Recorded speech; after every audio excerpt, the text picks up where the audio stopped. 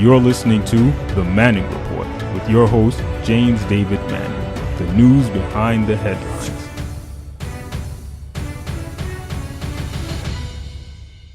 I want to get started today with the Fox News, Neil Cavuto, in a sophisticated way. And I say, I probably would not be quite that polite. I think the time for politeness at this level is over with respect to Trump.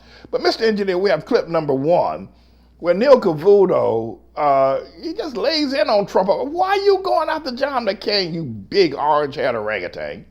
But Mr. Engineer, do we have that clip? Okay, what can we do to try to facilitate the information? Go ahead and roll it if you have it.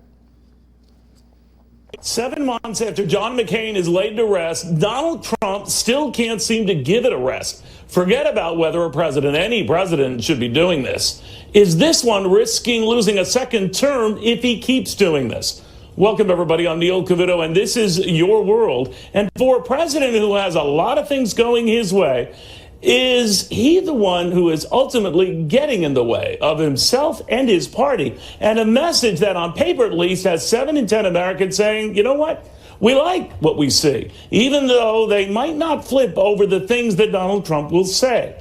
Whether he's talking about a deceased senator he clearly doesn't like, or a late night comedy show he clearly doesn't love, or even a Fox News lineup we're told that he clearly doesn't entirely embrace. So put another way, is the messenger getting in the way of his own message? Now, this is Neil Cavuto. He's a well-respected journalist there at Fox News. That's Fox News, everybody.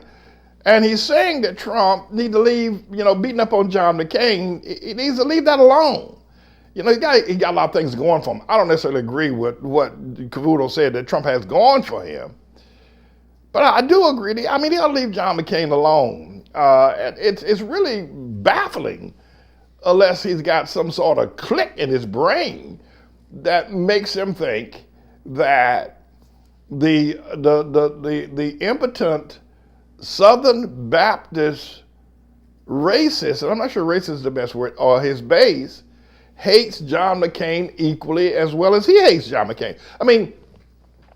You don't listen to this. You don't bring a message such as continuing to, John McCain. I was out west in the Sierra Nevada mountains when John McCain died. In fact, I was in Arizona when that motorcade went through. I was out there in Arizona last year in August when John McCain died. Been there for 7. Why is it that Trump keeps beating up on the man? And Neil Cavuto said it doesn't make any sense. You're stepping on your own message. He must believe that a large number of Americans hate John McCain as well. John McCain's a war hero. John McCain spent 5 years in the Hanoi Hilton. It's a jail. The Viet Cong put him in prison for 5 years. Broke his arms during what was torture interrogation of him. John McCain, according to the reports of everybody else that was in that prison, would not accept the release because his father, John McCain Sr., had been a big-time naval officer. They wanted to release John. He said, no, let the other men go first. Tribulation Trump was just in Hanoi a week or so ago, right? And the meeting where Tribulation Trump met with Kim Jong-un was only like 5 or 6, 7 blocks away from where John McCain spent 5 years in prison, and it's now become a memorial. They're in Hanoi, in Vietnam. And Tribulation Trump will not go visit. He did not say one word about John McCain being in Hanoi.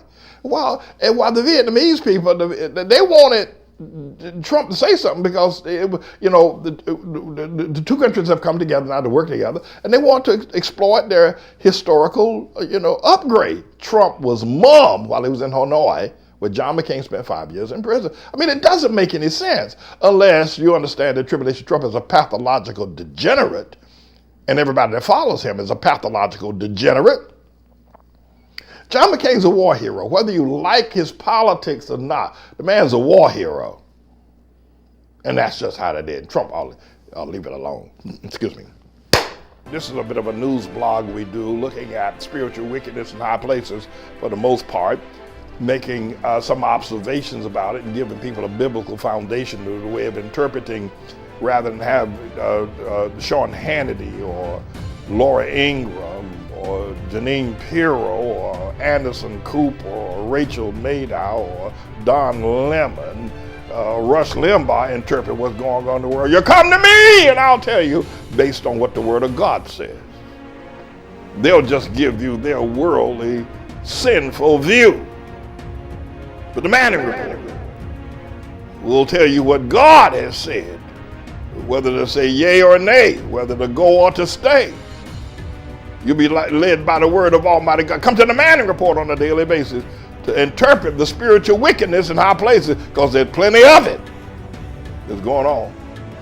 And so I'm the Lord's servant, James David Righteous Rebel Manning, and I'm here to serve you with news and information.